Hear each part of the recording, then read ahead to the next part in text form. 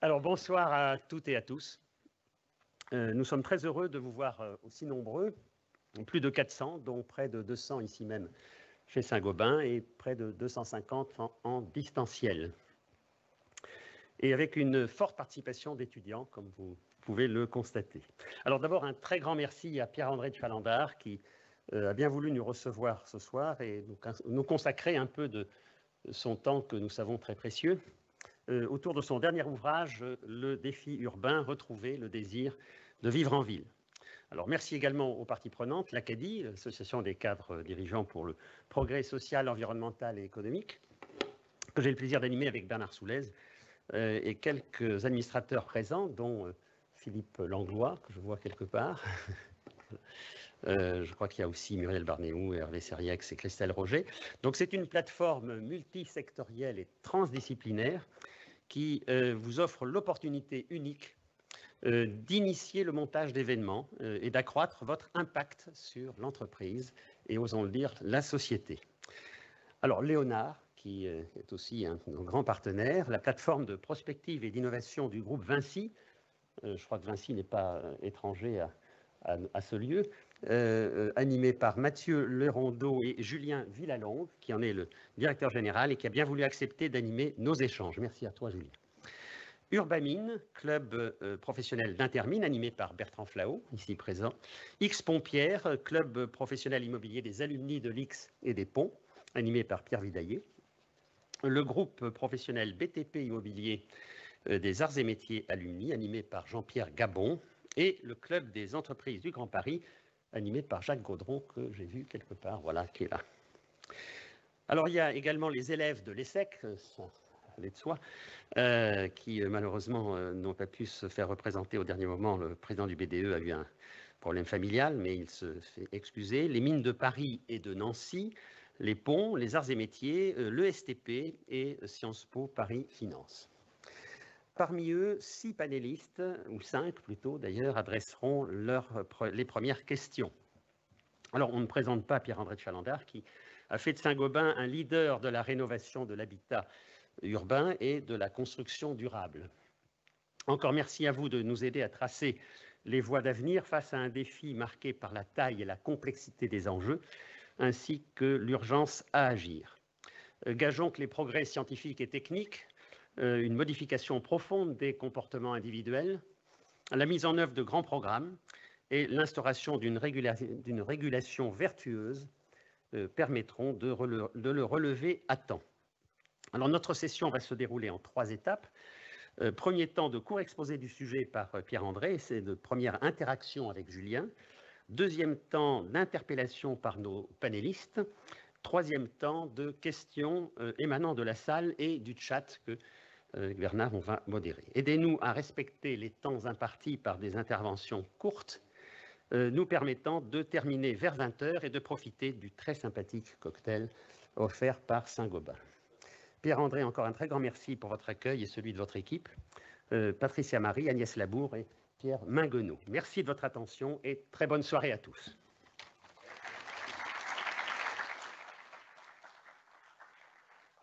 Merci Jean-Yves et bonsoir à tous. Je suis très heureux d'animer cette séquence consacrée au désir de vivre en ville en tant que directeur de Léonard, cette plateforme d'innovation et de prospective du groupe Vinci.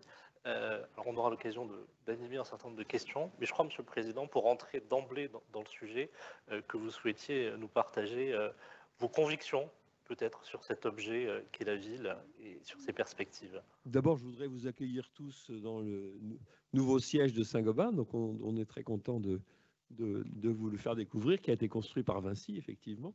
Donc, on est là tous les deux parties prenantes. Et puis, peut-être introduire un petit peu le débat, puisqu'il est autour du livre que j'ai écrit l'année dernière. D'abord, pourquoi est-ce que je me suis intéressé à ce sujet enfin, pourquoi j'ai écrit ce livre? Parce que je m'intéresse à ce sujet-là. Je veux dire, il est daté, mais il est daté par de l'époque, j'allais dire, de la crise sanitaire et du confinement, qui, je crois, a amené énormément de gens à un peu se poser des questions sur la ville. La ville est apparue pendant cette période, elle est apparue source d'inégalité, selon qu'on avait un jardin ou un balcon ou rien du tout, selon qu'on était à la ville ou qu'on n'y était pas, justement. Elle est apparue à la fois lieu de source de pollution. On s'est rendu compte d'ailleurs dans les grandes villes que quand il n'y avait plus personne, l'air était plus pur. Elle a été, et donc cette crise dans beaucoup de domaines, elle a été un révélateur ou un accélérateur, un peu les deux d'ailleurs, de tendances qui étaient préexistantes. Mais pour moi, c'était un peu tous les gens se sont dit il faut aller vivre à la campagne. On s'est dit ça, est-ce que c'est durable? Je ne crois pas. Mais en tout cas, ça m'a amené ça a été le fait un peu déclencheur pour moi de cette réflexion. Et cette réflexion, elle est animée par deux grandes tendances très très lourdes qui sont un peu indépendantes de cette crise sanitaire, mais dont elle a encore plus servi de révélateur et qui, je crois, oblige à repenser la ville. La première, c'est le choc démographique. Juste 3 chiffres. En 1950, il y avait 750 millions de personnes dans le monde qui vivaient dans les villes. Aujourd'hui, il y en a 4 milliards, c'est à peu près la moitié de l'humanité. Et dans 2050, autant la démographie à 2100, c'est pas très bien, 2050, elle est pratiquement, on est à peu près sûr, il y aura 6,5 milliards de gens qui habiteront dans les villes, c'est-à-dire 2,5 milliards de plus qu'aujourd'hui. Et ça représentera les 2 tiers de l'humanité. Et ça veut dire aussi qu'à peu près 60%, alors ça c'est pas forcément évident pour les Européens, mais 60% des surfaces urbaines dans le monde n'ont pas encore été construites. Donc c'est absolument considérable, le choc démographique. Et le deuxième grand sujet, évidemment, c'est le sujet climatique, qui est préexistant à la crise sanitaire, qui s'accélère, tout le monde en est bien conscient, mais la ville est majeure dans ce sujet climatique, puisque c'est 2% de la surface de la Terre, les villes, et c'est entre 70% et 80% des émissions de gaz à effet de serre qui sont en ville. Donc, on gagnera ou on ne gagnera pas la bataille climatique dans les villes. Je pense que c'est absolument... Et c'est intéressant parce que ce n'est pas dans les villes qu'il y a les usines. Donc, en fait, ça montre bien aussi que l'essentiel du sujet, ce n'est pas les usines, comme ça c'était le sujet de mon premier livre il y a une dizaine d'années. Je pense que l'industrie est plutôt la solution que le problème. Donc, les émissions de CO2 dans les villes, c'est quoi? C'est les bâtiments et c'est la mobilité. 2 sujets sur lesquels, je pense, on reviendra. Voilà, donc voilà le contexte. Et donc, on voit bien qu'on est obligé, à la fois compte tenu de ce choc démographique et de ce choc climatique, et qu'on est amené à repenser et à essayer de réimaginer la ville. Donc, j'essaye dans ce livre où je me suis intéressé à l'histoire, j'aime beaucoup l'histoire et puis on apprend plein de choses, mais on voit que la ville a toujours été le lieu de la civilisation avant d'être le lieu de la pollution. Donc, pour retrouver... D'abord, on sera obligé de vivre en ville, parce qu'il y a les 2 tiers de l'humanité qui seront en ville. Donc, il faut retrouver que ce soit agréable et qu'on ait envie de vivre en ville. Donc, je dirais 4-5 choses pour ça, sur lesquelles on pourra revenir. La première, il faut que la ville elle soit construite de manière durable. Donc, ça veut dire à la fois des modes constructifs qui doivent évoluer, qui soient plus économes en CO2. Ça veut dire des matériaux qui soient aussi plus économes. Et là, il y a beaucoup de choses qui sont possibles, mais je pense qu'il faudra complètement revoir ces 2 sujets-là, avec beaucoup de recyclage. Je dirais, on va recycler à tous les étages. La ville doit être le lieu de la circularité. Et j'allais dire, je vais un cran plus loin, il faudra arriver à avoir des villes dans lesquelles les bâtiments sont, pour résumer, je dirais, la banque des matériaux de la maison de la ville d'après. On va reconstruire, on va refaire la ville sur la ville. Donc c'est une manière de concevoir les choses très très différente. Donc durable, avec effectivement des matériaux plus durables et ce concept d'économie circulaire. Deuxièmement, il faudra qu'elle soit confortable. Éliminer les nuisances qui sont les nuisances sonores, les nuisances lumineuses. Je pense qu'il va falloir On a commencé à remettre de la nature dans la ville. La solution, ce n'est pas d'aller mettre la ville à la campagne, c'est de remettre de la nature dans la ville. Il y a pas mal En fait, il y a beaucoup plus de solutions qu'on ne croit là-dessus. Et puis, il va falloir, pour que ce soit confortable, lutter contre le mal logement. Le mal logement, c'est quand même beaucoup aujourd'hui de passoires énergétiques. Si je prends juste la France, c'est 5 millions de logements qui sont des passoires énergétiques. Donc, il va falloir s'adresser à ça. Donc, durable, confortable. Il faut qu'elle soit, la ville de demain, il faut qu'elle soit aussi, j'allais dire, facile à vivre. Et il faut qu'elle soit décidée ensemble.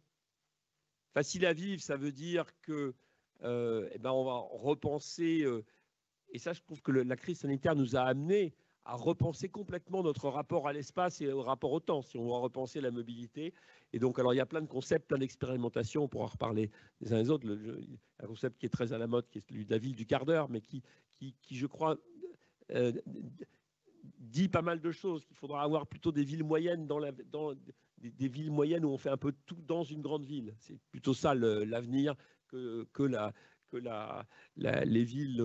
les villes nouvelles d'il y a 50 ans qui étaient conçues pour être des villes dortoirs et où on allait loin. Donc il va falloir plus fluide et décider ensemble. Je pense qu'il y a un vrai sujet de la gouvernance de la ville et qu'il va falloir décentraliser beaucoup plus et associer les échelons locaux, les citoyens. Alors on dit ils ne votent pas, mais je pense qu'ils s'intéressent à l'avenir de la ville. Il va falloir les embarquer. Ça va peut-être un peu plus long, mais je pense que ça va être très très important. Et puis, je pense dernier point, il va falloir que cette ville, elle soit, et c'est un point majeur, il va falloir recréer plus de désir de vivre ensemble, du collectif. Je crois que on a un gros problème dans beaucoup de villes, c'est un des problèmes les plus difficiles, mais il faut recréer, avoir des bâtiments qui créent du lien social et avoir des villes qui soient plus inclusives, et donc revenir sur des phénomènes qui se sont accentués compte tenu des prix à plus de mixité sociale. Voilà, donc parce que c'est pour recréer le désir de vivre ensemble, puisque la ville, c'est aussi ensemble. Voilà quelques pistes. Alors, il y a beaucoup de choses à faire dans tous ces domaines. Je pense que c'est possible. Et comment on fait? Alors, est-ce que, si on liste tout ça, on se dit qu'il faudrait recommencer à zéro? Moi, je crois que ce n'est pas possible. Je montre dans mon livre d'ailleurs que les expériences de villes nouvelles, elles n'ont pas toujours été géniales. Il y en a certaines en cours qui ne marchent pas très bien. Donc il faudra deux choses. Dans nos pays développés, il faut rénover. Il ne faudra pas construire trop, il faudra rénover. Ça veut dire beaucoup de choses. Les architectes d'ailleurs commencent à s'intéresser à ça, ce qui est bon signe. Et puis, dans les pays neufs, là, émergents, là où l'urbanisation est accélérée, il faut essayer de construire bien du premier coup. Voilà. Je crois qu'on a les ingrédients, ça ne veut pas dire qu'on va le faire, parce qu'il y a beaucoup de conditions, mais je pense que c'est absolument majeur, et notamment sur ce sujet climatique, c'est en ville qu'on gagnera la bataille climatique. Voilà, un tout petit aperçu de ce que j'ai voulu essayer de dire dans ce livre, sachant que je suis ni architecte, ni urbaniste, ni un spécialiste de la ville. Voilà, je suis un industriel, mais je pense que l'industrie a son mot à dire et ça me paraît intéressant d'apporter cette perspective d'un industriel sur ce sujet. On reviendra d'ailleurs sur le rôle des entreprises. Vous avez cité effectivement des chiffres éloquents sur cette tendance de fond qui est l'urbanisation du monde et de nos sociétés, qu'on vive à Shanghai, à La Paz, au Cap ou à Paris. C'est un fait social majeur de ces éléments. Vous avez rappelé ces 2,5 milliards de citadins qu'il va falloir loger, nourrir dans ces ensembles. Et il me semble que c'est peut-être cette grille de lecture que je voudrais vous proposer pour approfondir vos propos liminaires. Il me semble que ces villes sont à la croisée de trois grandes tendances. Une tendance liée aux impératifs environnementaux. Vous rappelez dans votre ouvrage, 2% de la surface, 70% des émissions de gaz à effet de serre. Une tendance plutôt liée à l'évolution de nos modes de vie et plutôt une tendance liée aux technologies et au numérique. Si on prend ces trois thématiques, peut-être l'un après les autres, ça vous permettra peut-être de nous donner quelques éclairages plus profonds. Nos sociétés, nos économies sont engagées dans une transformation profonde pour répondre à l'ensemble de nos impératifs environnementaux, qu'on parle d'atténuation des émissions de gaz à effet de serre, d'adaptation, de biodiversité, de préservation des ressources, d'utilisation raisonnée de ces ressources. Comment tous ces enjeux, pour vous, se traduisent dans l'évolution des villes et quel type de solutions on peut apporter pour approfondir l'environnement sur ces sujets d'environnement? Écoutez, moi j'ai beaucoup voyagé dans ma carrière professionnelle. Je vais vous dire un truc qui m'a frappé.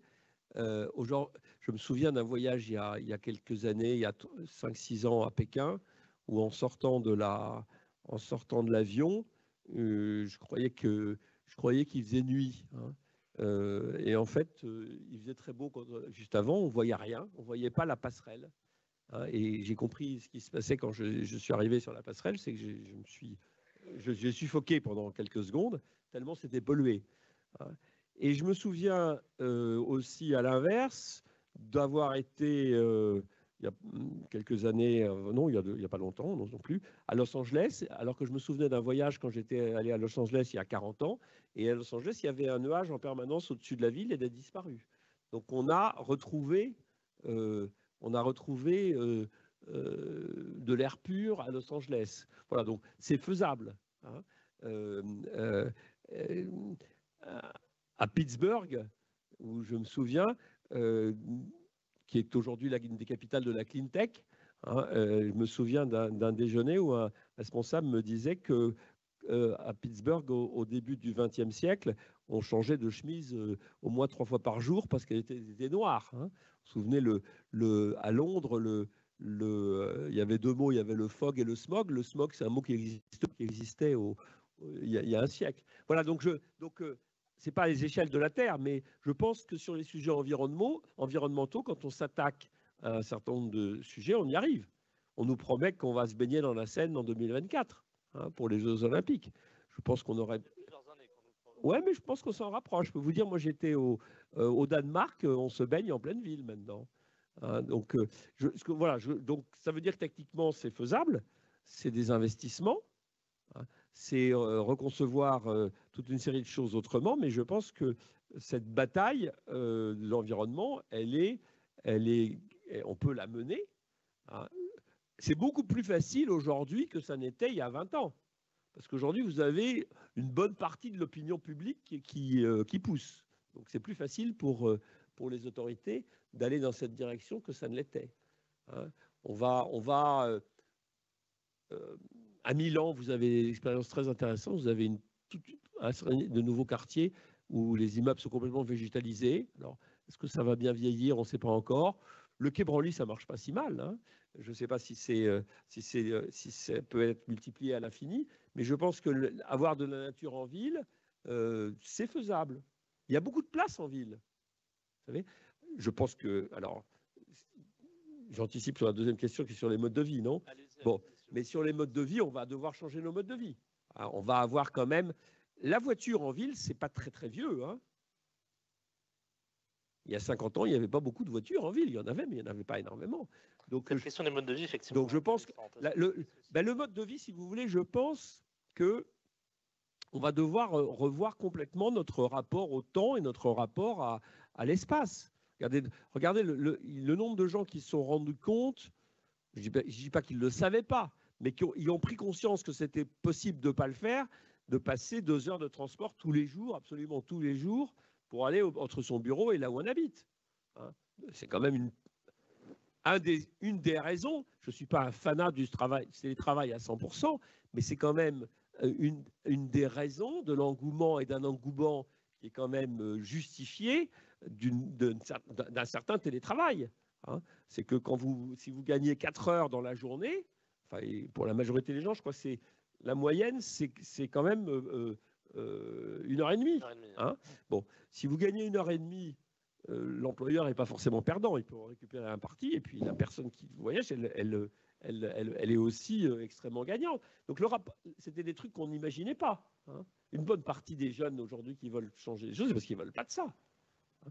Donc le rapport au temps, il va changer. Hein.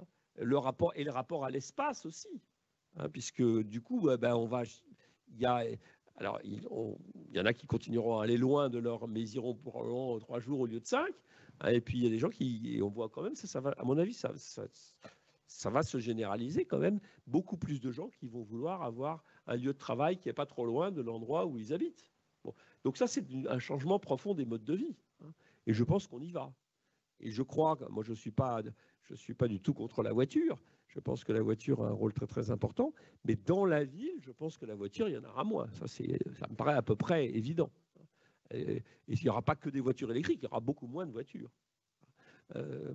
Et ça veut dire aussi qu'il faut développer encore beaucoup plus les transports en commun et les mobilités douces. Hein. Donc oui, les modes de vie vont être amenés à changer. Dans les autres leviers de transformation de la ville, et vous les mentionnez effectivement dans votre ouvrage, il y a la mobilisation des technologies et des intelligences un peu numériques. Oui. Je crois que vous employez ce terme d'intelligence dans votre ouvrage. Dans quelle mesure vous pensez que ces leviers sont à développer? Dans quelle mesure ils peuvent répondre à toute ou partie du problème? Et peut-être vous avez quelques exemples emblématiques d'utilisation de technologies pour répondre à ces grands enjeux qu'on dessine depuis un quart d'heure. Oui, il y a beaucoup de gens, c'est très à la mode de dire que la Smart City, ça va tout régler. Moi, je n'ai rien contre la technologie, mais je pense que la Smart City, ça ne règle pas tous les problèmes. Il y a 2 problèmes principaux, à mon avis. Le premier, c'est que il y a un problème de liberté individuelle. Alors, les jeunes sont un peu moins sensibles à ça aujourd'hui, puisqu'ils donnent toutes leurs données partout. Mais il y a eu quand même un exemple très intéressant, c'est que Google a essayé de faire une ville complètement intelligente à Toronto en disant « vous me donnez toutes les données de tout le monde et je vais arranger ». Il y a eu un rejet. Hein. Alors, ça ne veut pas dire que on ne va pas utiliser les technologies, mais je pense qu'il y a le sujet de l'acceptation par la population. Et c'est pas... les Européens sont plus avancés d'ailleurs que les Américains là-dessus, mais c'est intéressant, c'était au Canada qu'il y a eu ce rejet. Hein.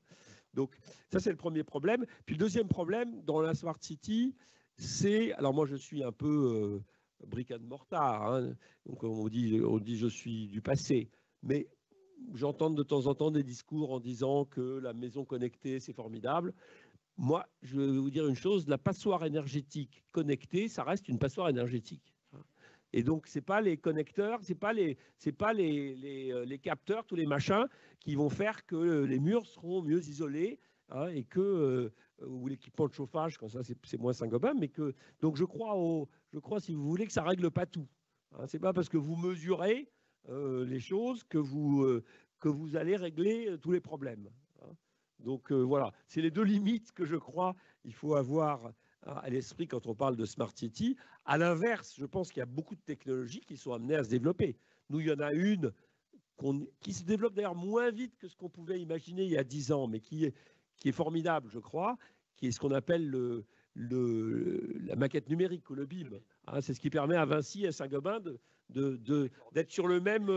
voilà, qu'est-ce que c'est que le BIM? C'est au lieu qu'il y ait la planche à dessin de l'architecte qui après il donne au bureau d'études, qui donne au constructeur, qui donne à ses sous-traitants, avec à chaque fois on refait tout et une déperdition énorme. Hein, c'est que tout le monde rentre ses données sur le même logiciel. Bon, alors ça se développe moins que ce qu'on imaginait, mais je pense quand même que ça c'est des technologies qui sont extrêmement utiles. Hein.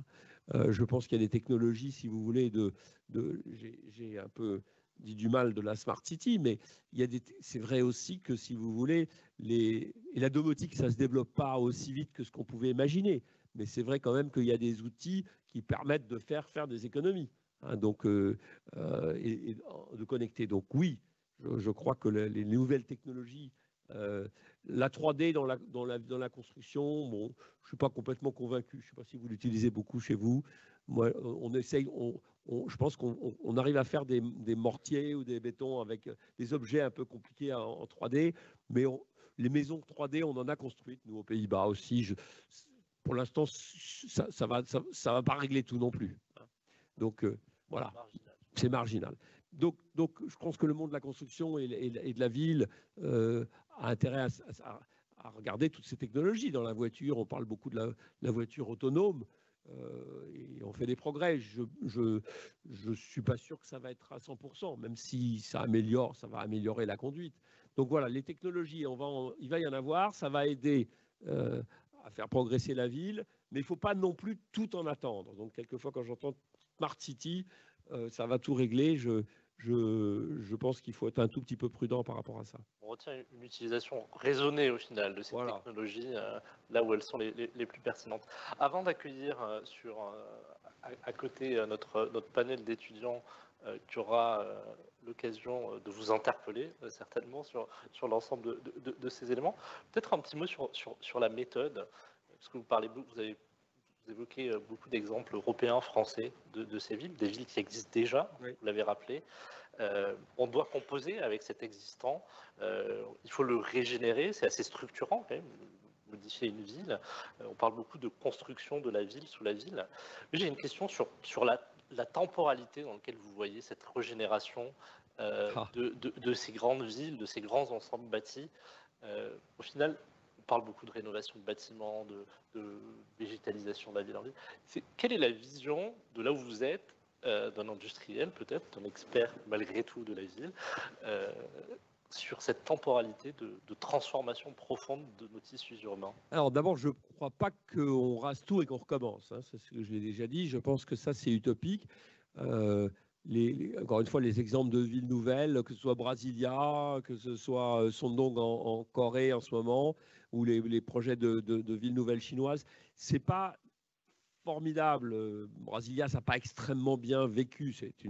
Donc je pense que il y a Saint-Pétersbourg qui est un meilleur exemple de ville nouvelle qui a été très à grande échelle. Pardon ? Un peu plus ancien. Oui, mais qui a duré. Hein, c'est pour ça. Donc je pense que vous parliez de temporalité. Je pense que ça se voit sur longue période. Donc je pense qu'on ne peut pas tout faire d'un coup. Je pense que il faut partir de l'existant et qu'il n'y a pas il n'y a pas deux situations qui soient pareilles. Je pense que la ville, elle a vécu au cours des millénaires, hein, et donc il faut partir de l'existant. La ville, c'est vivant. Il faut faire avec les habitants, ce qui va prendre un petit peu de temps, mais je pense que ça marche mieux quand on le fait comme ça, quand il y a une appropriation. Hein. De toute façon, on ne peut plus faire ce qu'a fait le préfet Haussmann. Hein. Il y a les Chinois ont fait ça dans certaines villes, hein, de faire des projets très centralisés. Mais je pense que c'est pas l'avenir, donc ça va prendre plus de temps. Et à la fois, on a un besoin d'accélération de l'histoire sur le plan climatique. Donc, si vous voulez, le sujet de la rénovation, qui est le grand sujet, donc du coup, hein, on n'est pas à l'échelle aujourd'hui dans la majorité des pays. Donc, il faut aller beaucoup, beaucoup plus vite. Moi, je trouve, là, pour prendre un exemple concret en France en ce moment, si vous voulez, quand je vois tout l'argent qu'on dépense depuis 6 mois et qu'on va dépenser encore l'année prochaine pour aider les gens sur le plan de l'énergie, donc en gros, on subventionne l'énergie, qui sur le plan climatique est quand même la dernière des choses à faire. Si on mettait, 20% de ça à investir, hein, pour aider à rénover les bâtiments, je pense que ce serait quand même beaucoup mieux. Hein, parce que là, on règle le problème, non pas de la fin de mois, mais on règle le problème de la fin du monde en réglant le problème de la fin de mois, puisque dès que c'est rénové, l'économie sur la facture énergétique, elle est considérable. Bon. Donc oui, il faudrait accélérer beaucoup ces sujets de rénovation. Et il faudrait aussi, et ça c'est encore plus difficile, parce que je vous ai dit, il faut construire bien du premier coup dans les pays émergents. On n'en est pas quand même tout à fait là, de construire bien du premier coup. Hein. Donc oui, il y a urgence sur le plan climatique, et c'est ça la difficulté par rapport à la temporalité de la ville qui nécessite. Voilà, donc ça a déjà commencé. Hein, on a déjà commencé à. Il y a quand même beaucoup d'expériences très intéressantes. Moi, je trouve que c'est pas partout parfait, mais des expériences cœur de ville qu'il y a en France de remettre, parce que. Oui, ça, je pense que c'est très très bien. Hein. On a quand même eu, à mon avis, tort en France de copier le modèle américain de ces centres commerciaux à la périphérie de toutes les villes qui n'existaient pas il y a 50 ans. Et je ne pense pas qu'on ait amélioré la France en faisant ça. hein, et en vidant les centres-villes. Hein. Donc, voilà, on a commencé à aller il faut accélérer. Il faut accélérer pour les questions climatiques, à mon avis.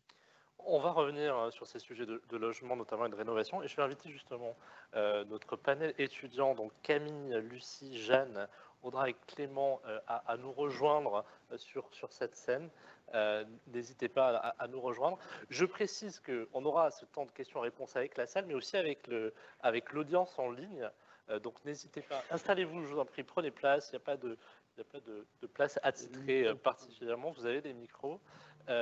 Donc oui, vous qui nous suivez en ligne, n'hésitez pas à poser vos questions dans le chat et Bernard se fera votre porte-voix tout à l'heure. On parlait de logement et de rénovation et je vais peut-être passer la parole à Jeanne sur ces sujets parce que je pense que là, vous avez souligné à la fois sur la rénovation mais aussi sur le mal logement que vous avez mentionné dans votre introduction. Oui, vous l'avez dit pendant l'échange, le désir de vivre en ville, il passe par une ville durable et moins polluée. Ça passe notamment par des bâtiments énergétiquement plus performants et donc moins polluants. Et c'est aussi un domaine dans lequel l'entreprise exerce. Vous avez d'ailleurs dit que la rénovation énergétique était le plus beau chantier du moment. Toutefois, j'aimerais savoir comment est-ce que vous appréhendez la question des problèmes politiques liés à ça. Parce qu'aujourd'hui, donc vous l'avez dit, on a 5 millions de logements qui sont mal isolés et 14% des Français qui ont froid dans leur logement. Mais ça dépend, les politiques de rénovation, elles ne dépendent pas que de vous. Et j'aimerais savoir quel impact une entreprise comme Saint-Gobain pourrait avoir sur les politiques de rénovation énergétique. Est-ce que vous travaillez parfois avec l'État, etc., pour essayer de mettre en place des plans d'action? Parce que vous êtes ceux qui sont capables de rénover et eux, c'est ceux dont on a besoin pour pouvoir le faire. Alors oui, on travaille beaucoup avec les États et les gouvernements. On n'a pas toujours entendu, mais on fait ce que moi je crois être du bon lobbying, parce que c'est un bon sujet et on essaye d'apporter nos idées. Alors, qu'est-ce qu'il faut faire? Et on a besoin de politiques publiques. Hein. Pourquoi? Parce que pour que quelqu'un qui veuille faire une rénovation s'y retrouve, surtout quand c'est quelqu'un de modeste, il n'aura pas une rentabilité suffisante. Hein. Même si la majorité des gens qui font de la rénovation ne le font pas pour des questions énergétiques. Moi ce que je dis, c'est qu'il faut qu'on les... Et à ce moment-là, le payback, il est bien meilleur, si on est prêt à dépenser de l'argent tout de suite. Mais ça ne réglera pas le problème des passoires énergétiques. Donc, il y a, en fait, on distingue, et je crois qu'il y a deux grands moyens d'avoir des politiques publiques. La première, c'est le prix, et la deuxième, c'est la réglementation. Alors, le prix, d'abord, le payback, la rentabilité s'améliore beaucoup quand le prix de l'énergie monte. Donc déjà aujourd'hui, c'est plus facile que l'année dernière. Bon. Mais comme vous savez, la première manière de faire monter le prix quand ce n'est pas juste le prix de marché, c'est de taxer. Et la taxe carbone, qui, de mon point de vue, est quand même quelque chose d'intelligent, on s'y est tellement mal pris en France qu'aujourd'hui, ça fait très peur. Donc, mettre un prix au carbone artificiel quand il n'est pas là, parce qu'en fait, c'est pas très facile à faire, mais je pense que c'est quelque chose qu'il faudrait faire. Quitte à ce que, et c'est dans ces conditions à mon avis, et il y a des pays qui l'ont fait mieux que nous, quand on met une taxe carbone, d'abord on prépare le pays de la pédagogie et on fait en sorte que l'essentiel du produit de cette taxe il soit utilisé pour aider les gens qui en ont besoin à faire ces dépenses notamment de rénovation. Enfin, c'est pareil dans le domaine de la voiture. Donc, le première signal, c'est le signal prix. Donc, on peut envoyer un signal en montant le prix. Et on peut faire aussi exactement l'inverse.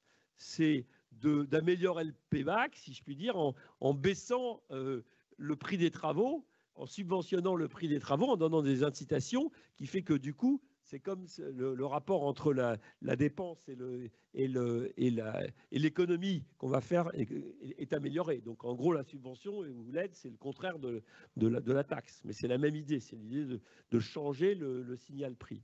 Bon, donc comme vous l'avez compris, aujourd'hui, compte tenu des problèmes qu'on a avec les taxes, on est plus sur une logique d'aide. Et là, donc il y a toute une série de systèmes dans les différents pays. Hein, Et je pense que pour les passoires énergétiques qui sont souvent associées aux ménages les plus modestes, c'est aujourd'hui là-dessus qu'il faut mettre l'effort et je pense que les aides, c'est le plus important. Donc il y a toute une série de pays qui ont différents mécanismes. En France, moi, il se trouve que j'ai pas mal participé, mais je n'ai pas été entendu complètement. Il y a 2-3 ans, quand on a, à la sortie de la crise, il y a eu un plan qui avait donné lieu à MaPrimeRénov', hein, donc, qui était plutôt bien fait, sauf qu'on devrait le concentrer plus sur des rénovations globales que sur des gestes. Enfin voilà. Donc pour la réponse à votre question, c'est oui, on essaye d'être en interaction, beaucoup avec Bruxelles, puisque c'est souvent là que ça commence pour l'Europe, hein, mais aussi aux États-Unis, en Corée, au Japon. Alors, moi, j'ai passé beaucoup de temps à faire ça dans les 15 dernières années. Et puis, dans notre organisation, dans Saint-Gobain, les responsables des pays, chacun s'occupe. Moi, je me suis en plus occupé de la France, j'allais dire, puisque c'est là où j'étais. Hein, et mon successeur passe beaucoup de temps sur ces sujets-là. Alors, après, le deuxième sujet, c'est la réglementation. Hein, donc, quand je dis on passe du temps sur les prix ou la réglementation qui a souvent pas très bonne presse, mais elle est extrêmement efficace. Alors, elle a été extrêmement efficace sur le neuf. Hein. Et là, on a réglé le problème. Et la France est devenue un des meilleurs pays de ce point de vue-là. La réglementation 2012, bon, puis 2020, elle a fait qu'aujourd'hui, tous les bâtiments neufs qui sont construits, ils consomment très, très peu d'énergie. Hein. Donc, et ça ne coûte pas tellement plus cher. Parce que quand vous avez une réglementation et une norme, ben, les industriels, du coup, ça devient des produits de masse et les prix, la différence avec les autres solutions devient faible. Donc, on dit que ça coûte un peu plus cher, mais très peu, en fait. Hein. Le gros sujet du prix des logements, c'est pas ça, c'est le foncier. Donc ça, sur le neuf, ça marche très bien. Alors après, faire de la réglementation dans l'ancien, c'est beaucoup plus compliqué. Voilà. Il y a eu beaucoup de débats au Parlement. Moi, j'étais partisan d'y aller très progressivement. Alors, je trouve que j'ai commencé à travailler avec les gouvernements du Grenelle de l'environnement, oui, donc c'était 2008, 2007, 2008, je me souviens, avec c'était Jean-Louis Borloo et Nicolas Sarkozy sur ces sujets-là. Et on avait commencé à mettre en place, je vais vous donner un exemple, ce qu'on appelait le diagnostic de performance énergétique. Maintenant, vous le voyez partout. Quand on veut louer un logement ou acheter un logement, c'est obligatoire, on le voit partout. Alors, on a dit au début, il n'est pas parfait, mais n'empêche que ça a déjà un impact sur dans l'achat sur le prix des biens. Donc, c'est déjà, par la réglementation, on a essayé d'orienter. Alors maintenant, on va plus loin, et là, il y a eu beaucoup de débats.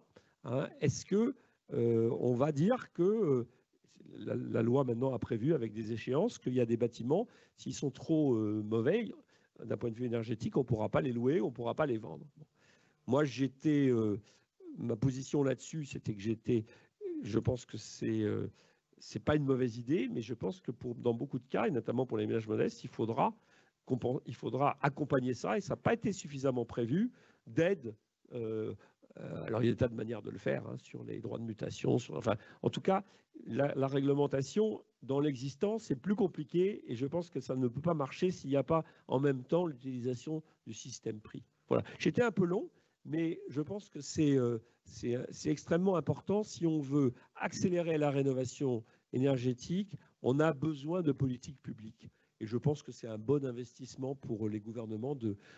Et alors, là où je suis le plus actif, je suis trop long. Est-ce que je peux permettre de passer la parole aux étudiants, si ça vous dérange? Non, mais juste un truc quand même, c'est que le point où on est le plus mauvais, c'est les bâtiments publics, ce qui est quand même un comble. Voilà. Donc je pousse beaucoup. Voilà, vous aurez dit.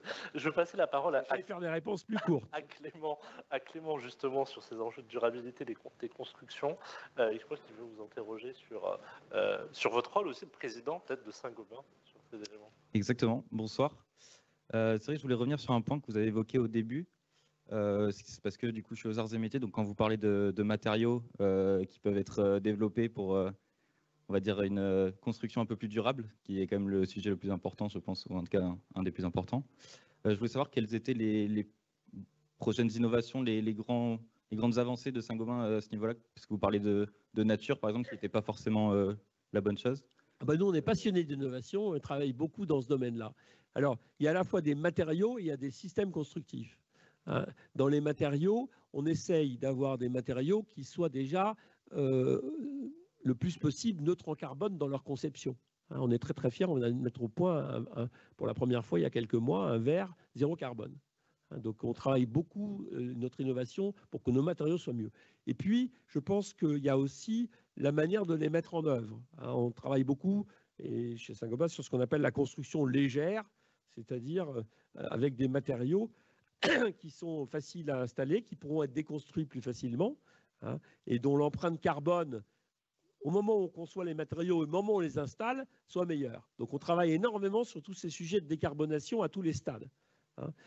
Sachant qu'ils sont liés, ces sujets, parce que pour faire un verre neutre en carbone, il faut essentiellement utiliser du verre recyclé. Et donc, du coup, tout ce que je vous ai dit sur l'économie circulaire va avec. Voilà. Donc, on travaille indépendamment de la performance, de l'esthétique, du confort. Beaucoup des innovations aujourd'hui qu'on fait, elles sont liées à la réduction de l'empreinte carbone de l'ensemble du monde de la construction. Justement, dans cette empreinte carbone, il y a un sujet qu'on n'a pas mentionné, et je vais passer la parole à Camille sur ces sujets, c'est les enjeux de logistique. Il faut faire bouger tous ces éléments. Et je crois que vous vouliez interroger M. Chalandard sur cet enjeu de la logistique. Oui, tout à fait. Avec une urbanisation croissante, on va avoir de plus en plus d'enjeux sur ce qui est flux urbain et donc faire venir, que ce soit des produits ou des matériaux, de l'alimentaire, etc., depuis l'extérieur de la ville. Comment vous envisagez cette évolution du transport de fret qui va aller croissant et donc...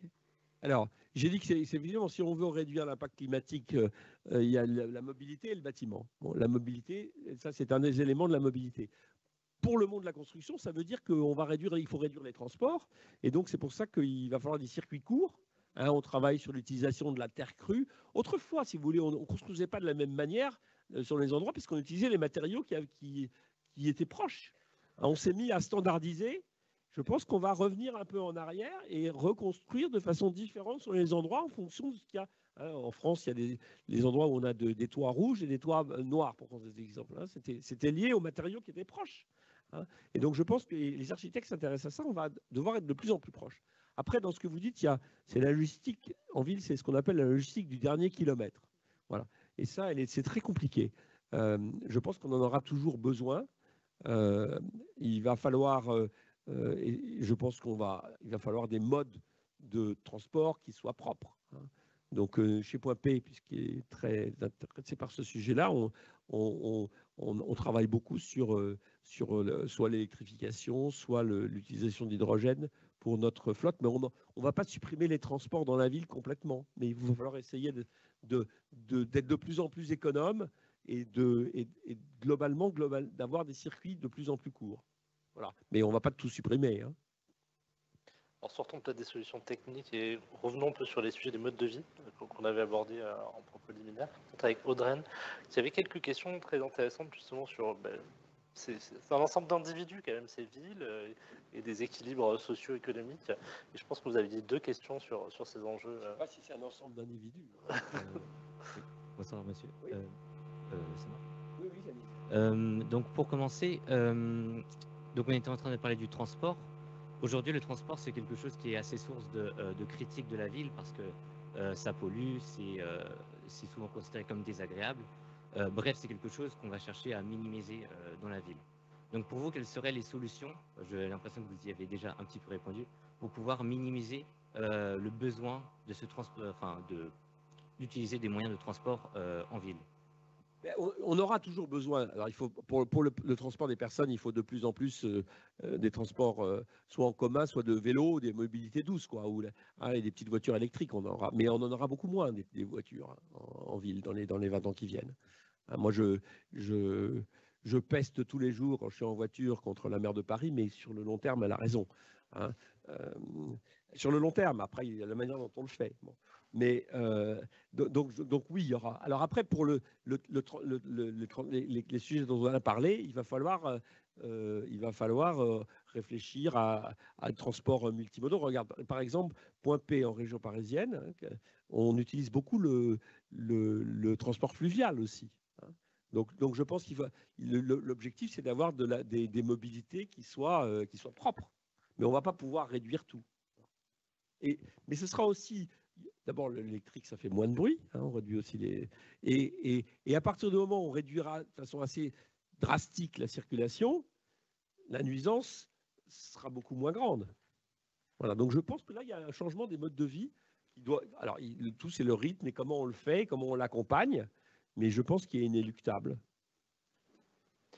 Alors justement, on accueille Lucie qui était confrontée à ces enjeux de mobilité dans une grande périphérie et qui se posait plutôt des questions sur l'organisation territoriale. On a parlé de ville du quart d'heure tout à l'heure et je pense que vous aviez des questions intéressantes sur cette organisation plus macro de l'ensemble de notre réseau de villes à l'échelle française. Oui, du coup, pour dézoomer un peu à l'échelle française et européenne, si on regarde plutôt sur moi, j'ai regardé un peu plus sur le nord-est de la France, donc à l'échelle Allemagne, Belgique, Luxembourg, Suisse notamment.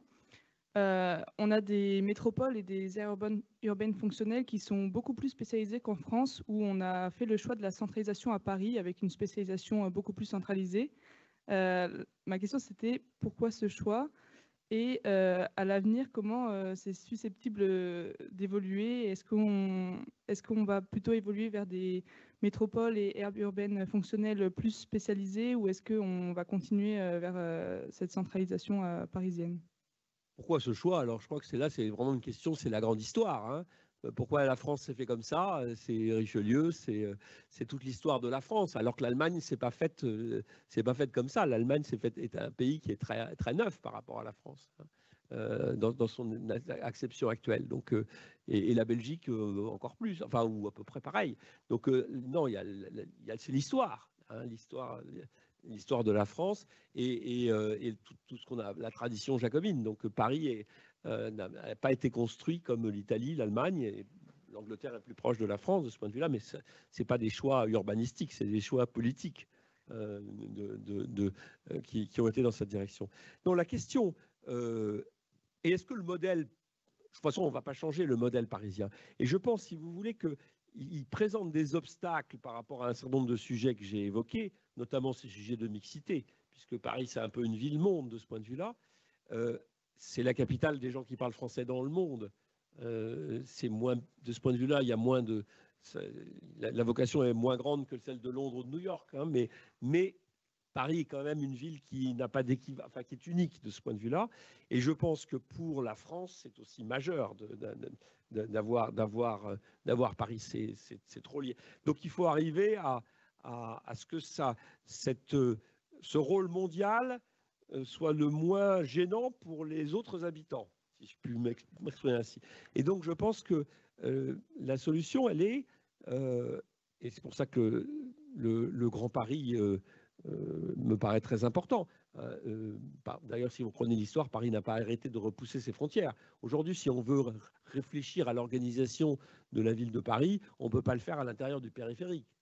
D'ailleurs, l'opposition qu'il y a quelquefois entre Paris et il faut vivre plus loin et il faut créer, qui soit peut-être à cheval d'ailleurs entre Paris, des endroits qui soient plus autoportants. Il faudrait qu'il y en ait, je ne sais pas, 10, 20, 30 à l'intérieur de la région parisienne qui soient des cœurs qui soient assez autoportants. Après, que le centre de Paris reste le centre d'une ville-monde qui se projette au niveau du monde, je pense que ça restera. Et donc, c'est une limite à mon propos général, hein, et un peu mais je pense que c'est jouable d'avoir les deux à la fois.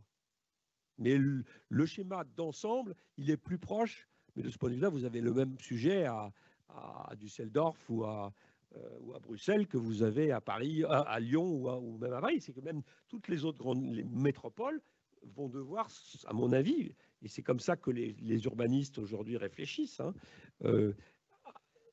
concevoir être multi-centrique. Moi, je pense que c'est... Et qu'on puisse faire beaucoup de choses sans avoir à aller à 1h30.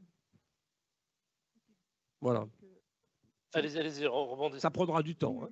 Non, du coup, on a quand même vocation à rester autour des très grosses métropoles, donc métropoles de rang mondial ou de rang européen sans vraiment décentraliser. Sans décentraliser. Non. Enfin, si, parce qu'on va décentraliser. On va décentraliser à l'intérieur du Grand Paris. Hein, et puis, je pense que d'autres. Mais je pense que il y aura toujours dans le monde quelques très grandes villes qui ont un rôle qui va au-delà de leur pays, j'allais dire. Et je pense que c'est plutôt une chance pour ces pays. Voilà, c'est ça que je veux dire. Vous ne croyez pas, parce qu'on a beaucoup parlé d'exode urbain, de retour des villes moyennes. Si, aussi, mais je pense qu'il y en aura à l'intérieur de la région parisienne. Et puis, il va y en avoir aussi, il va y en avoir plus, oui, des villes moyennes. Mais il faut aussi qu'elles aient, si vous voulez, les modes de transport et de mobilité qui soient compatibles avec la vision que j'ai donnée sur le futur. C'est plus facile aujourd'hui à faire à l'intérieur d'une métropole qui est déjà reliée. Alors, la ville, c'est un espace qu'on a en partage. Le président de la République vient de parler des TER dans plein de villes. C'est vrai. Des RER, Des pardon. RER C'est dans les exactement. grandes métropoles. Moi, je pense que sur ce point-là, c'est une des conditions, oui. Dans 10 grandes métropoles, effectivement. Audrin avait une question justement sur ce partage de l'espace que nous avons en commun. La ville, c'est un espace qu'on a en partage. Je pense que oui, tout à fait. Donc, la ville, c'est un espace, donc, par définition, qu'on va partager avec d'autres personnes. Oui. Et c'est aujourd'hui quelque chose qui est aussi critiqué en soi dans la structure de la ville. Beaucoup de gens qui cherchent à s'éloigner de la ville le font parce qu'ils ont envie de retrouver leur individualité. Et donc, c'est cette question, c'est comment faire pour, en quelque sorte, faire cohabiter cette envie de retrouver son individualité avec la structure de la ville. C'est intéressant parce que je vois les choses exactement dans l'autre sens. Donc, je ne suis pas d'accord avec vous. D'abord, retrouver l'individualité, si les gens veulent faire Robinson Crusoe, très bien, mais je pense qu'au contraire, le mouvement d'aller vers la ville a engendré la solitude. Hein, c'est quand même un des gros problèmes de la ville. Alors, il y a à la fois, c'est la foule où on est solitaire dans la foule. Oui, mais on est solitaire. Et justement, ce qui manque souvent aujourd'hui, c'est ce qui existait dans les petites villes ou dans les quartiers de ville. C'est le sens du collectif. Hein, moi, je pense qu'on meurt de ne pas avoir assez de collectifs. Donc, il faut arriver dans la ville du futur à retrouver plus de collectifs. Donc, c'est pour ça que j'ai un peu peur quand vous dites retrouver cette individualité. Hein. Et je pense que c'est la ville aujourd'hui, elle est au contraire. Le gros problème de la ville, c'est la solitude. Donc, je ne vois pas les choses comme vous, mais c'est intéressant. Je suis tout à fait d'accord avec vous sur le fait que c'est une foule auquel on se sent solitaire, mais malgré tout, sur un aspect physique, en soi, c'est aussi encore cet après-midi. On va avoir plus d'espace à soi. Oui. Oui, et il y a de gens qui repartent à la campagne pour ça. Il y a des gens qui vont dans le Larzac, parce que c'est vrai, ils seront avec des moutons. Bon. Mais je ne pense pas que c'est l'avenir de l'humanité. Je pense qu'il faut arriver, au contraire, pour ça je dis, il faut arriver à recréer plus de liens sociaux et du désir de vivre ensemble et plus de collectifs. L'avenir, c'est aussi les technologies, et je rebascule sur Clément, qui avait envie aussi de vous interroger sur Saint-Gobain. On a parlé de Smart City tout à l'heure. Il y avait peut-être ces éléments. Alors peut-être la question aura changé avec les propos liminaires du président, mais je vous en prie. Oui, j'ai pas envie de dire le mot Smart Cities du coup pour éviter un problème. Non, c'était plus pour savoir parce que vous avez parlé justement des nouvelles technologies dans les villes qui allaient être très utiles. On l'a vu sur le transport, on le voit sur beaucoup de choses. Et je voulais savoir en fait ce que faisait concrètement Saint-Gobain actuellement, quels étaient les gros projets ou les innovations justement que vous faites en ce moment, peut-être des exemples en France. Sur le smart, même si sur le smart. Alors on essaye d'en mettre un peu dans nos produits. Hein, on a des verres intelligents qui changent d'état en fonction d'une impulsion électrique que du coup on contrôle. Hein. Ici, dans le haut de la tour, tous les vitrages, en fonction de l'intensité de la lumière, ils se foncent pour éviter l'éblouissement. Et puis, ça permet aussi d'avoir des meilleures économies d'énergie. Donc, pour faire ça, tous ces vitrages, ils sont commandés par un centre qui est d'ailleurs dans le Minnesota, aux États-Unis. Donc, on utilise ce genre de technologie dans nos produits. Hein. On va de plus en plus mesurer toute une série de choses. On utilise aussi dans nos usines beaucoup toutes ces technologies. Hein, ce qu'on appelle l'usine 4.0, on est beaucoup dans ces technologies. Donc, et puis comme je vous dis, on utilise aussi avec nos clients ou nos fournisseurs ou dans la chaîne de la construction. C'est ce que je parlais de l'exemple du BIM, mais aussi on a beaucoup on utilise toutes les nouvelles technologies pour mieux améliorer notre marketing vis-à-vis de nos clients. Donc, on utilise beaucoup toutes ces nouvelles technologies. Ce que je dis, c'est que c'est très utile, mais il ne faut pas non plus penser qu'elles vont régler tous les problèmes. Et donc, le gros problème dont j'ai parlé, qui est celui quand même de l'efficacité énergétique du bâtiment, je pense qu'il faudra continuer à travailler sur le hard. Voilà, et pas que sur le soft. Un bouchon de voiture connectée, ça reste un bouchon. Aussi voilà. Oui, mais alors là, vous voyez, par exemple, je trouve quand même, ça reste un bouchon, mais quand même, les Waze et autres, ils réduisent la taille des bouchons. Hein. Alors, on va passer aux questions de la salle. Enfin, juste avant, je voudrais donner la parole à Camille pour une dernière question. Donc, n'hésitez pas, vous qui êtes présents, à lever la main. On vous apportera des micros, donc n'hésitez pas à le faire maintenant. On a un site distant qui est à Nancy. Il y aura une question première.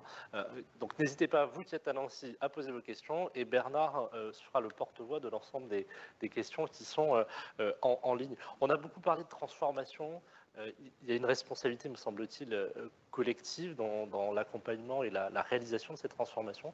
Et Camille, vous aviez une question sur la responsabilité aussi, peut-être vous. Et c'est comme ça que vous vous décrivez dans votre ouvrage, comme entrepreneur, dirigeant d'entreprise. Et je crois que vous voulez interroger... Tout à fait. Je pense que vous y avez déjà répondu un petit peu tout à l'heure sur justement le rôle que les grandes entreprises peuvent avoir dans la collaboration avec les gouvernements, avec les politiques publiques et régionales sur la mise en place de ces deux leviers, donc que ce soit des financements ou que ce soit des règles sur la rénovation des bâtiments, le transport, etc. Est-ce que vous, votre positionnement, soit personnel, soit en tant qu'entreprise, c'est plutôt d'aller voir directement ces acteurs publics pour leur proposer ces politiques, au contraire de collaborer avec eux en attendant leur aval ou simplement de les suivre?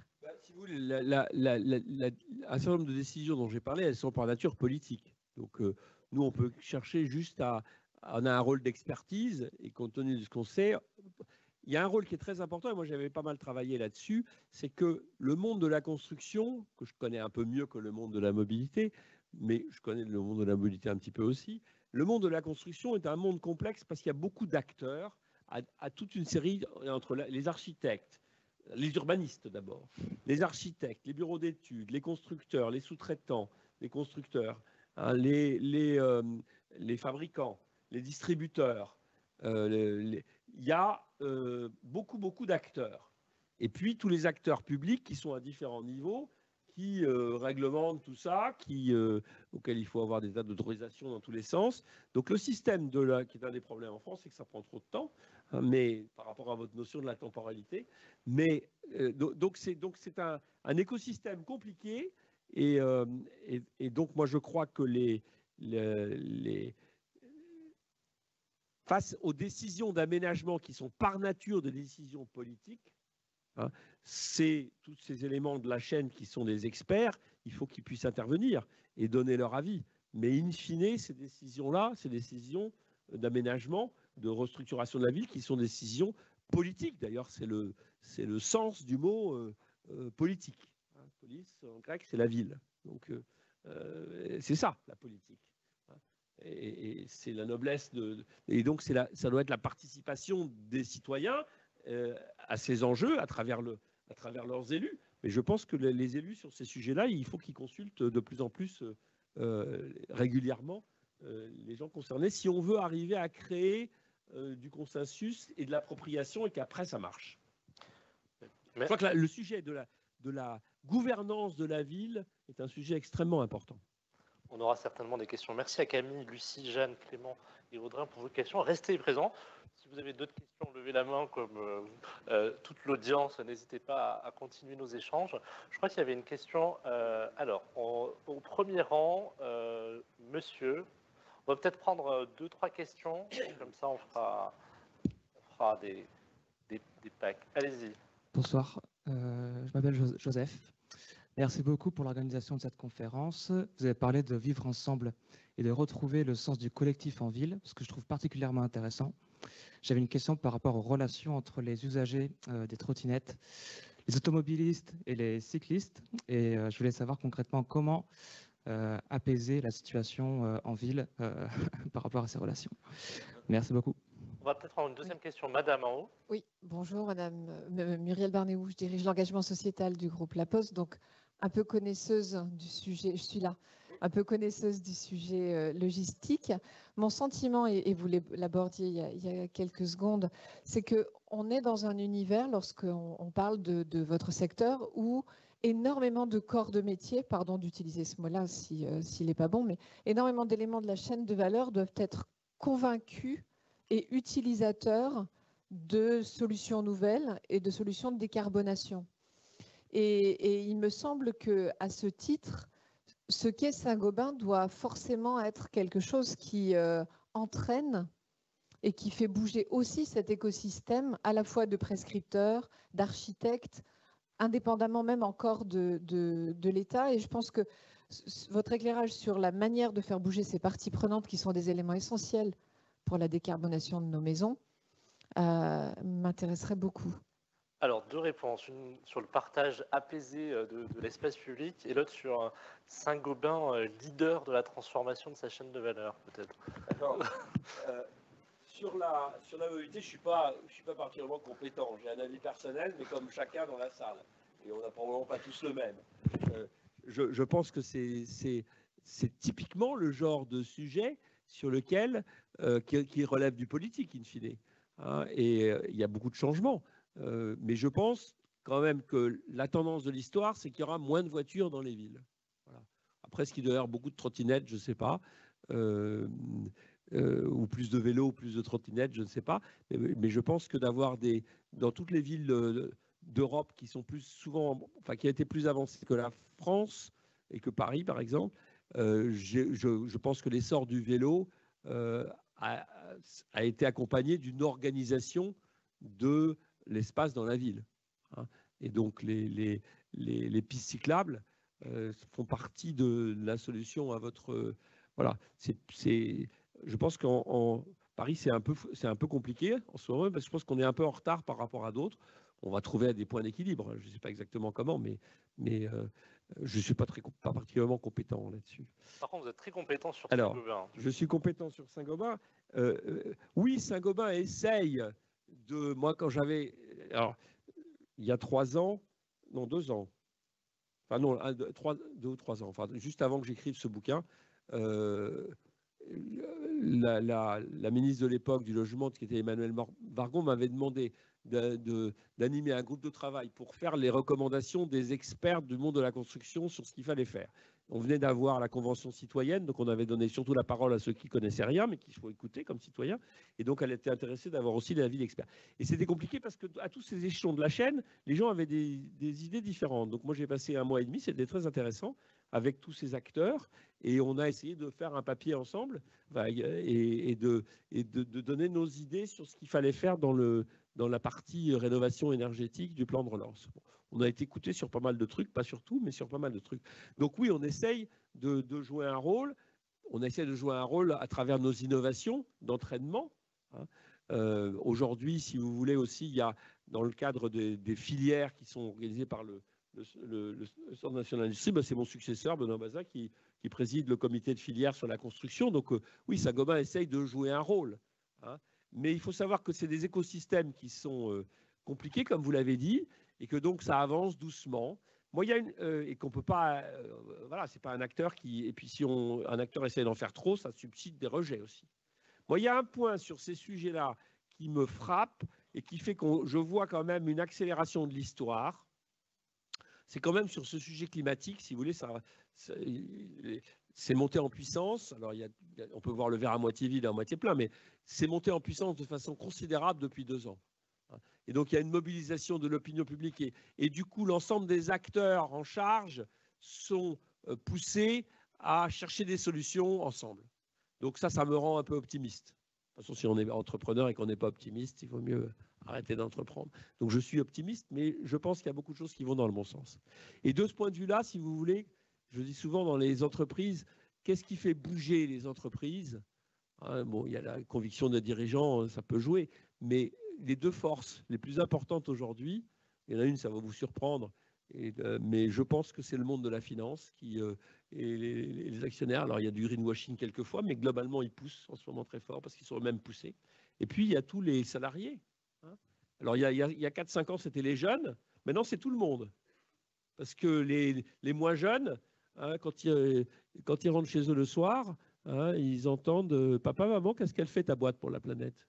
Et donc, quand ils reviennent le lendemain matin, ils sont un peu partie prenante du sujet. Donc, je pense que sur ces sujets-là, hein, les choses sont en train de s'accélérer. Donc, c'est pour ça que je suis relativement optimiste sur ce qu'on va faire en France. Après, sur le plan mondial, c'est plus compliqué, même s'il y a ce mouvement dans beaucoup de pays.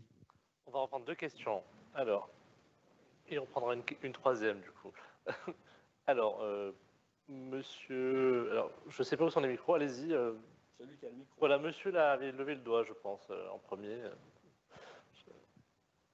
Et on prendra mademoiselle... madame, merci beaucoup. Je vais prolonger, étant arrêt métier industriel, la question de l'arrêt métier, mais sur les sujets d'innovation et de recherche et développement. La première, c'est les panneaux solaires, l'intégration des panneaux solaires dans la construction. Et j'ai cru comprendre que Saint-Gobain, et c'est un sujet un peu douloureux, a essayé avec les Chinois et ça n'a pas très bien marché. Vous allez nous raconter l'histoire, j'aimerais comprendre un peu. La deuxième chose, c'est en ce qui concerne, vous avez parlé de confort, vous avez parlé de nature, l'utilisation du bois. Moi, je rêve qu'on utilise un peu plus le bois. Est-ce que vous pouvez nous parler un peu à la fois du solaire dans la construction et Saint-Gobain et à la fois du bois? Alors, madame, en haut, dernier rang. C'était au dernier rang, je pense. Voilà. Merci. Ce soir, j'ai une seule question pour vous. Ce soir, la discussion a beaucoup porté sur l'atténuation des impacts environnementaux avec des solutions comme les transports en commun, la rénovation thermique des bâtiments. Et pour moi, on ne peut pas aborder le sujet de la ville du futur sans se poser la question de l'adaptation aux futures conséquences qui sont inéluctables du dérèglement climatique et dues à la somme de nos émissions passées. Les exemples sont nombreux, je vais en citer quelques-uns. Il y a les canicules, le retrait-gonflement des argiles, auquel 48% du territoire français est exposé. Ma question est la suivante. Est-ce que les villes aujourd'hui sont résilientes face à ces futurs risques qui sont inévitables? Et sinon, comment les transformer pour les rendre moins vulnérables face à ces risques croissants? Merci. Merci pour votre question. Et une troisième, et après... Vous avez parlé du problème imminent qui vient du fait qu'il y aura de plus en plus de monde en ville et ça va toucher d'habitants sur Terre qui vont habiter dans les villes et ça va toucher peut-être aussi la France pour des questions migratoires ou autres. D'un autre côté, on voit aussi que la loi française se durcit pour des raisons environnementales évidentes avec notamment le zéro artificialisation nette qui va rentrer en vigueur. Est-ce que vous pensez que c'est faisable de limiter l'étalement urbain et de construire la ville dans la ville? Et est-ce que vous pensez aussi que c'est possible de faire une ville comme vous l'avez décrite en augmentant considérablement la densité, ce qui serait l'implication de construire la ville dans la ville? Alors commençons par cette question si vous le souhaitez. Celle-là, là ? Voilà. Oui, alors pour résumer, je pense qu'il faut peut-être, je ne suis pas un grand fanat d'avoir uniquement des trucs de grande hauteur. Il faut probablement dédensifier à certains endroits, mais globalement, Paris est très très dense. Hein. On ne va pas densifier Paris. Mais il y a beaucoup de villes, et même la région parisienne, où on peut densifier un peu, et même pas mal, tout en ayant autant de nature, plus de nature dans la ville. C'est quand on va avoir moins de voitures, ça va avoir beaucoup de place. Hein. Beaucoup de place. Donc, je pense qu'il y a pas mal de place dans la ville. Donc, c'est faisable. On va pouvoir mettre de la nature dans la ville. Donc, j'ai pas mal travaillé avec des urbanistes. Il y a toute une série d'exemples qui montrent que c'est faisable. Il faut de la volonté politique. Mais je pense que c'est faisable. On avait une question sur... Après, le solaire, le bois. Alors, le solaire, ça, je pourrais parler longtemps. Là. Puis, il y a le responsable du vitrage de Saint-Gobain qui est dans la salle. Donc, il faut faire attention à ce que je dis. Ce n'est pas un sujet Saint-Gobain, malheureusement. Nous, on avait mis au point une technologie de panneaux solaires et on a construit une usine en Allemagne. Le sujet du solaire, c'est que l'Europe ne s'est pas protégée face aux subventions massives qui ont été mises par les Chinois sur leur production. Aujourd'hui, si vous voulez, les 10 plus grands fabricants de panneaux dans le monde, il y en a 9 chinois et un américain. Bon. Il y en a plus d'autres. Et donc, l'Europe, l'industrie a été tuée. Bon, moi, j'en ai tiré les conséquences pour Saint-Gobain, mais malheureusement, c'est un sujet qui était noté. On avait une assez bonne technologie, je crois. Et donc, est-ce que le solaire a promis un grand avenir? Est-ce qu'on va être capable de refaire du solaire en Europe? Je ne suis pas sûr. Je pense par contre qu'il faut tenir compte de cette leçon quand on va essayer de faire des batteries, parce qu'il va nous arriver la même chose sinon sur les batteries. Le solaire, j'ai peur que ce soit trop tard. Il y a des pays qui essayent maintenant, les Indiens, les Américains, ils pourraient réessayer un jour. Les Européens, il faudrait une volonté de se protéger si on voulait le faire. Je pense qu'on ne l'a pas encore aujourd'hui, même si l'Europe bouge un peu. Sur le bois. Bon, sur le bois, moi je suis très pour le bois. De toute façon, Saint-Gobain, si vous voulez, globalement, nous, on est dans le second œuvre. Donc, on sait faire avec le bois, avec l'acier, avec le métal. Je pense que le bois a beaucoup d'avantages. Et la construction bois se développe dans pas mal de pays. On a un problème en France, c'est qu'on ne sait pas exploiter nos forêts. Et donc, on n'a pas de bois. Alors qu'on en a beaucoup de bois, mais on ne sait pas voilà. Mais le bois, on arrive à faire des choses formidables avec le bois. Donc, moi, je pense que le bois est une solution. On avait d'ailleurs, chez Point P, lancé des enseignes qui faisaient que de la construction bois. Ça s'est moins développé que dans d'autres pays pour l'instant. Mais je pense qu'il y a un potentiel important sur le bois. Après, troisième question. Sur l'adaptation, ça, c'est une question très, très importante. J'allais dire, le problème le plus grave que je vois, il n'est pas là où vous l'avez dit, il est dans les 20% d'habitants aujourd'hui qui habitent à moins de 30 km de la mer et dans des deltas qui ont de bonnes chances d'être très, très, très attaqués. Donc ça, c'est en termes de montant d'habitants, c'est encore beaucoup plus grave que les sujets de canicule dans les villes. Je pense que les sujets de canicule dans les villes, on ne va pas les régler complètement, mais on peut améliorer beaucoup. Aussi, là, avec un peu plus de végétalisation, en reprenant des techniques aussi. Moi, c'est très intéressant l'innovation. On s'aperçoit chez Saint-Gobain que quelquefois on est en train de réfléchir et de réinventer des trucs qui existent en Afrique depuis 10 000 ans, dans la climatisation, la ventilation naturelle. Donc je pense qu'il y a des tas de villes, de pays chauds qui ont fonctionné et qui peuvent apprendre des choses. Donc l'adaptation dans nos villes en Europe, je pense que on va y arriver. À l'échelle de la planète, ce n'est pas le problème le plus grave. Bon. Le problème le plus grave, c'est plutôt les migrations climatiques et tous les pays où il y a des centaines de millions d'habitants qui ne vont pas pouvoir rester là où ils sont. Mais le sujet de l'adaptation, c'est un sujet majeur. Et il faut s'occuper à la fois de continuer à ne pas abandonner la lutte contre le réchauffement, mais il faut aussi commencer à s'occuper de l'adaptation. L'été dernier, ce qui s'est passé montre qu'on va se saisir de ces problèmes. En Europe, je dis. Alors, le problème du Bangladesh, c'est plus compliqué. Je pense que nous avons quelques questions en ligne. Je demandais peut-être à Bernard une paire de questions, si c'est possible. Il ne faut pas toucher le micro, normalement. Voilà. Donc, 2 questions. Je crois que c'est bon. Vous m'entendez? Oui, très bien. Donc, d'abord, une question, monsieur, sur la ville qu'on voudrait qualifier de inclusive. Elle est formulée comme ça. Comment faire accepter le changement de la ville aux citoyens? Comment peut-on travailler avec les habitants si telle est la solution pour vous?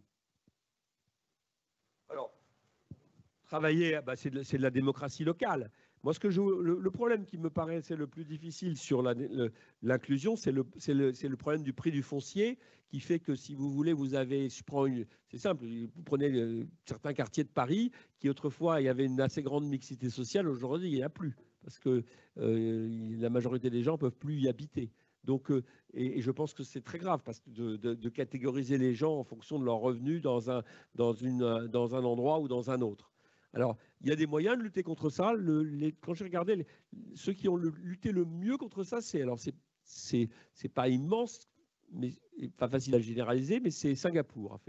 Il a fait des choses formidables là-dessus. Vous savez, en France, il y a des politiques pour essayer d'améliorer ça, notamment sur les quotas de logements sociaux.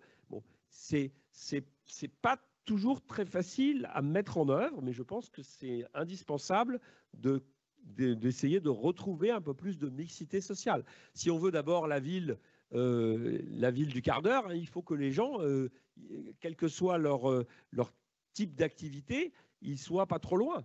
Donc, et les uns ont besoin des autres.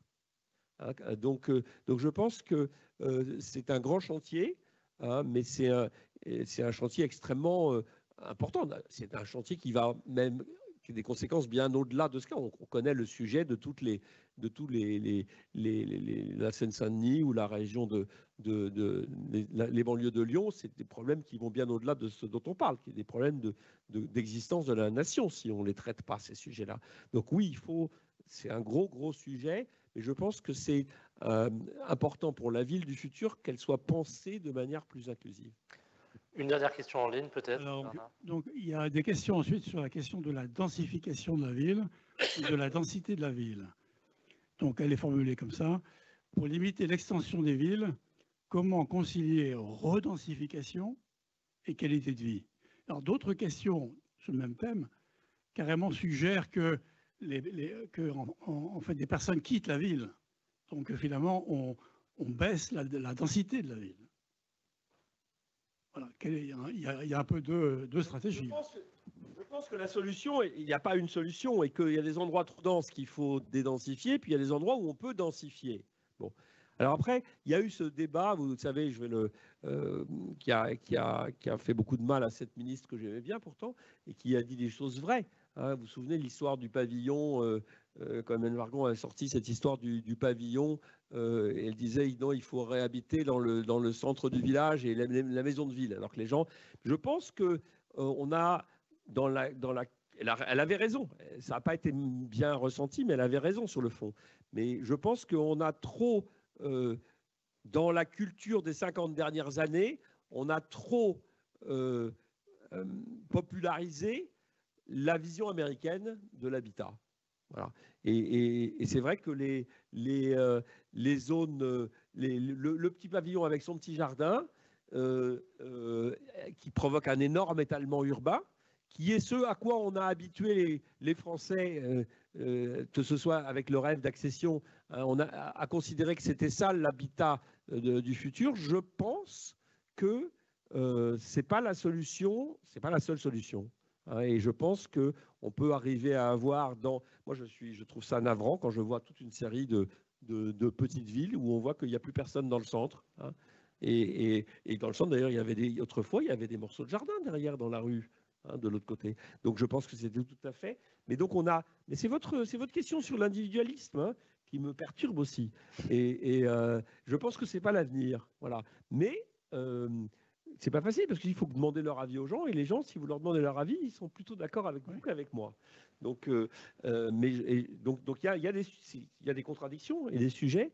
Je pense que c'est par le dialogue, la concertation, il faut arriver à progressivement montrer que le modèle sur lequel on a vécu, qui est le modèle aussi avec ces centres commerciaux, c'est pas forcément le modèle qui est le plus prometteur, hein, et le plus intelligent à terme. Voilà ce que je pense.